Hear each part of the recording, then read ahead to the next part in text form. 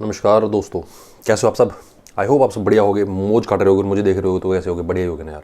तो आज मैं 4 बुनियादी इमोशंस की बात करने वाला हूँ और वो 4 बुनियादी इमोशंस हमारे एक बहुत बड़े फिलोसफर थे, नीत्शे फिलोसफर, उन्होंने भी दिए थे, जो हमें एक गुलामी की मानसिकता की तरफ लेकर जाते हैं, जो हमें बताते हैं कि हम क्यों गुलाम हैं। इसको अंडरस्टैंडिंग करने में आई होप आपको ये 4 इमोशंस, 4 कंडीशनिंग आपको हेल्प करेंगे कि दैट वाई यू ओबे पीपल। सबसे पहले मैं बताता हूँ चाइल्डहुड कंडीशनिंग के बारे में। एक पिरामिड था नीत्शे बाबा का, तो उस पिरामिड के जो सबसे बेस में था वो था आपका punishments for honesty and rewards for obedience.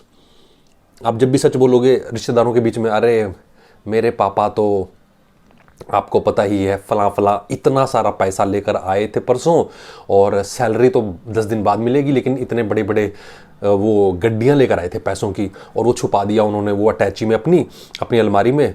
तो रिश्तेदारों के सामने पोल खुल जाएगी, आपके पापा बहुत बड़े रिश्वतखोर हैं। और फिर जब रिश्तेदार जाएंगे तो रिश्तेदार तो लड्डू देंगे और पिताजी आपको मार के लड्डू देंगे, पिटाई करेंगे आपकी खूब, है ना। बकैती कर रहा है बे, बकवास कर रहा है, हैं तुझे इसलिए लगा यहाँ पर। बता दोगे अरे मम्मी तो अभी 4 घंटे लगा कर आई है ब्यूटी पार्लर में, और लगाने के बाद वो जो पूरा क्रीम है और पाउडर है उसके बाद मम्मी जी ऐसा दिख रही हैं, 4 घंटे ब्यूटी पार्लर में फूकने के बाद शादी में सज धज कर आई हैं। ये जब आप बता दोगे कि ब्यूटी पार्लर जाती हैं डेली, तो घर जाके मम्मी अलग से चिताई करेंगी। तो आपको हमेशा से पनिशमेंट मिली है भाई, ईमानदारी की, ठीक है, और आपको रिवार्ड्स दिया गया है ओबीडियंस का। हमेशा उस प्यारे बच्चे को, हमेशा वो गोबर गणेश बच्चा हमेशा माँ बाप का प्यारा रहेगा, जो हमेशा आज्ञाकारी रहेगा, जो उनके अकॉर्डिंग काम करेगा, जो बिल्कुल गोबर होगा, धूत होगा, बिल्कुल ही गधूस भी हो सकता है वो, लेकिन अगर वो प्यारा है, अगर वो ओबीडियंट है, और अगर वो पढ़ाई में अच्छे नंबर ला रहा है, लगातार टीचर की भी मान रहा है, तो वो लगातार उनसे रिवार्ड पाता रहेगा, ठीक है। दूसरा होता है हमारा अप्रूवल एडिक्शन इमोशन है ये। I need validation to feel safe, मतलब कि आपको एक वैलिडेशन चाहिए सर्टेन, कम से कम आपको सेफ्टी फील करने के लिए। यानी कि पिताजी की अप्रूवल चाहिए, पापा मैं ठीक कर रहा हूँ ना, पापा मैंने पढ़ाई कर ली ना 10th की, मैंने +2 कर लिया ना, लिया है ना मैं 80% 90% कर लिया ना बीटेक में, अच्छा बच्चा हूँ ना, प्लीज़।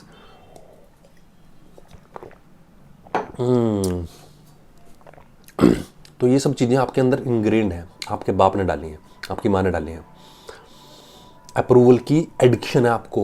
मोबाइल की एडिक्शन तो बाद में आई है, सबसे पहले आपको अप्रूवल की एडिक्शन है, क्योंकि माँ बाप आपको लाइक ही तभी करते हैं, सोसाइटी आपको पसंद ही तभी करती है कि आपको बना दिया बेसिकली कि बीइंग प्लीजिंग, दूसरों की जब तक चाटोगे नहीं, ठीक है, तब तक आपको वो अप्रूवल नहीं मिलेगा।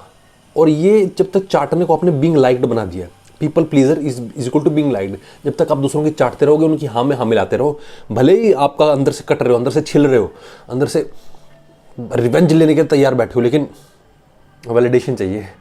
बॉस आपसे बड़ा कौन है, आपसे ज़्यादा कौन जानता है, आपसे ज़्यादा एक्सपीरियंस किसको है। अबे और ढक्कन है, टाइम पे आ जा कर, छुट्टियाँ मत लिया कर तू। मीटिंग में भले ही 4 लोगों के सामने आपकी बेइज्जती कर रहा हो, लेकिन आप फिर भी उसको सर प्यार छू लोगे जाके, सर आपसे happy birthday sir, happy marriage anniversary sir, ये भाभी जी के लिए एक छोटा सा गिफ्ट सर, बच्चों के लिए gift sir, please please accept my regard sir. हाँ ठीक है, टाइम पे आ जाओ, कल 1 घंटा पहले आइयो, और यार थोड़ा लेट काम करना पड़ेगा अभी, ठीक है, क्लोजिंग है। पीपल प्लीजर में लगे पड़े हो, अप्रूवल एडिक्शन है तुम्हें।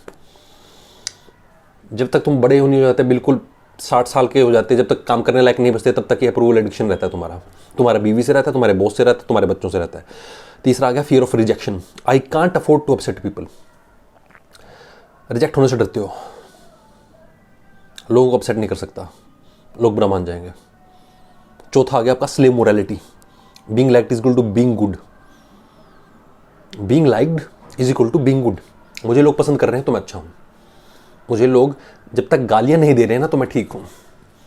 सारे बाबा देख लो कैसे एक दूसरे के पैर में लोट लोट के प्रणाम करने हैं। प्रेमानंद महाराज लोट बिल्कुल लेट गए भाई, 180 डिग्री पे लेट गए। कोई मिलने आया, कोई बच्चा आया, कोई बाबा आया, दूसरा लेट गए भाई, पैरों में चूम रहे हैं, उसके पैर चूम रहे हैं, लोग पानी से धो धो कर पी रहे हैं, ताकि हमें बाबा जी पसंद करें। बाबा जी ने ठप्पा लगा दिया हमारे ऊपर तो हम अच्छे हो गए। Being liked is equal to being good. Virat Kohli जा रहा है बाबाओं के पास, बड़े बड़े पॉलिटिशियन, बागेश्वर धाम दादा जो भी है वो मेकअप बाबा, उसके पास जाकर फोटो खिंचवा रहे हैं, क्योंकि इस बाबे को मानती है करोड़ों करोड़ों फॉलोवर्स हैं इसके। हमारे थोड़ा होंगे, हमारे तो 300 350 पड़े हुए हैं भाई। सच बोलने वाले आदमी के कभी फॉलोवर्स मिलेंगे तुम्हें? नहीं मिलेंगे। लेकिन जो कुंडली खोल के बैठ जाएगा, जो आगा पीछा बताएगा तुम्हारा, जो ज्योतिषी का एक मैं यहाँ तिलक लगा लूँ और एक पीले वस्त्र धारण कर लूँ और राधे राधे का यहाँ जाप कर दूँ, देखना तुम सब्सक्राइबर्स कैसे फटते हैं मेरे।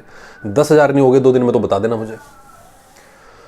तो भाई यही है बीइंग लाइक्ड यार।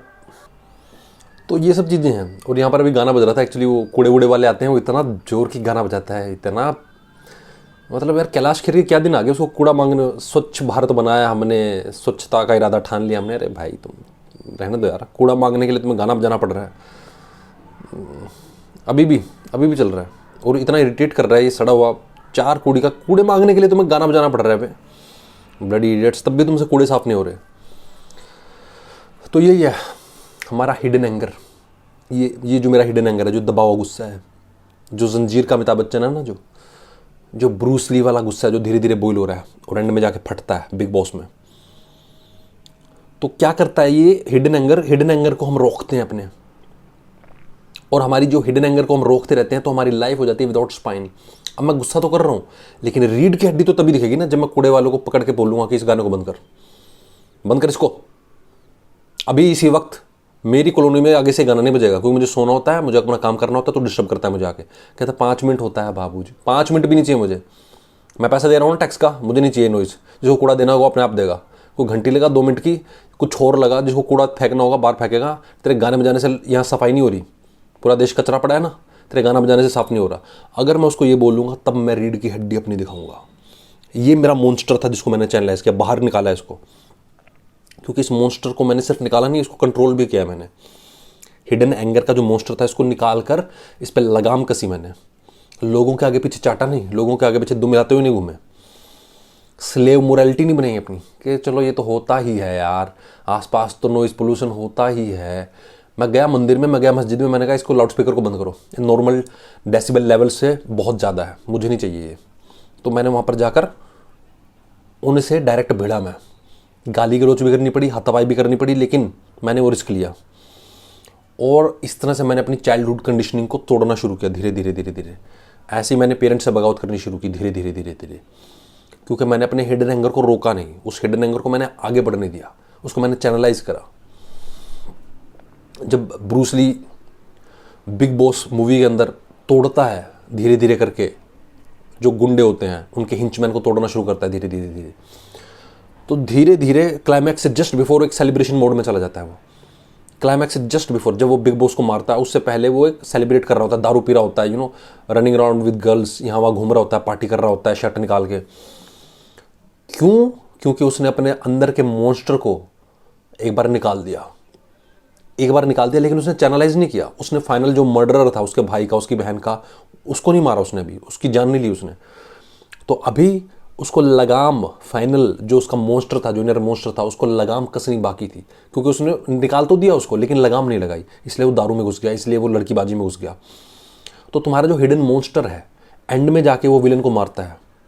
वो लड़की जो उसकी हीरोइन होती है, उसमें जो फीमेल काउंटर पार्ट होती है, वो उसको बताती है कि तुम्हारा लक्ष्य क्या था, तुम क्या यहाँ पर दारू वारू पीते घूम रहे हो, तुम्हारा भाई तो अभी भी मिसिंग है, उसका कुछ नहीं पता हमें, उसके मर्डरर्स खुले घूम रहे हैं, बिग बॉस को मार सकते हो तुम। तब वो जाता है उसको जाके मारता है एंड में जाकर। इस तरह से वो अपने हिडन मॉन्स्टर को चैनलाइज करता है। सेलिब्रेशन मोड में वो इसलिए आ गया था क्योंकि उसको असली खुशी दिखाई दी थी, थोड़ी सी खुशी दिखाई दी थी। इतने दिनों से तो दबा हुआ था ना उस लॉकेट की वजह से, उस कसम की वजह से जो उसके अंकल ने दी थी कि तुम्हें कुछ नहीं करना, तुम्हें ज़्यादा सच्चाई नहीं बोलनी, तुम्हें ईमानदारी ज़्यादा नहीं दिखानी, तुम्हें लोगों से पंगे नहीं लेने, तुम्हें रब ऑफ नहीं करना लोगों को गलत जगह पर। तो गलत जगह पर जब वो उसको ज़्यादा डिसिप्लिन किया जाता है, ज़्यादा उसको स्लेव बनाया जाता है, जैसे कि हमारे माँ बाप हमें बनाते हैं, वो सही जगह पर भी आवाज़ उठानी बंद कर देता है, वो अपना हक मांगना ही बंद कर देता है, वो फोरमैन के अगेंस्ट खड़ा होना बंद कर देता है जिस फैक्ट्री में वो काम कर रहा होता है। लेकिन एंड में मूवी के वो फाड़ता है, बिग बॉस की फाड़ता है, उसके चमचों की सबकी फाड़ता है, मुंह पे लात मारता है, एंड में मार देता है वो उसको,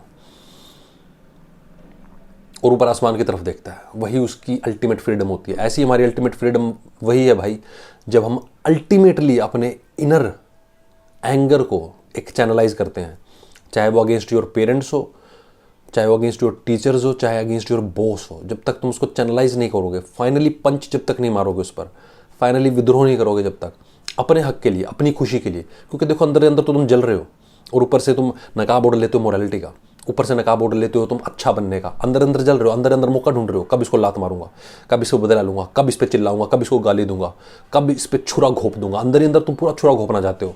लेकिन तुम्हारे समाज ने और तुम्हारे माँ बाप ने नोटंकी करवाई है तुमसे कि नहीं बेटा अच्छा बनो, नहीं बेटा माफ़ करने वाला तो महान होता है। गांधी जी पूरे के पूरे खड़े हो जाते हैं हमारे गांधीयन प्रिंसिपल्स लेके, एक गाल पे थप्पड़ मारो तो दूसरा गाल आगे कर दो। एक घटिया नौकरों वाली मोरालिटी तुम्हें घोट कर पिलाई जाती है, जिसकी वजह से तुम अच्छा बनने की नोटंकी करते रहते हो पूरी जिंदगी अपने माँ बाप के सामने, टीचर्स के सामने, बॉस के सामने, बीवी और बच्चों के सामने, और अंततः भुगतते तुम ही हो, लेकिन अंदर ही अंदर कुड़ते भी रहते हो कि कैसे मैं जवाब दूं, कैसे उस इनर एंगर का मैं चैनलाइज करूं, एक फॉर्म दिखाऊं उसको, मैं कैसे अपने आप को एक लक्ष्य दूं। तो अपने आप को लक्ष्य देना बहुत जरूरी है। बिग बॉस का एग्जांपल मैंने इसीलिए दिया क्योंकि ब्रूस ली का जो इनर एंगर था उसमें वो अपने आप को एक लक्ष्य देता है, एक बड़ा बिग बॉस का लक्ष्य देता है जिसमें उसको चैनलाइज कर पाता है और उसके थ्रू वो अपनी एक्चुअलाइजेशन, अपनी पर्सनैलिटी को एक्चुअलाइज करता है। जब तक वो नहीं करोगे दोस्त, तब तक मुक्ति और मोक्ष दोनों मिलने मुश्किल है। इसलिए मैं स्लेव मोरालिटी के, ये अच्छा बनने के बहुत खिलाफ हूँ, क्योंकि अच्छा बनने के चक्कर में तुम्हारे साथ जो बुरा होता है तुम उसके खिलाफ भी कभी आवाज़ नहीं उठा पाते। वीडियो अच्छी लगी तो लाइक शेयर सब्सक्राइब कर देना, कमेंट कर देना।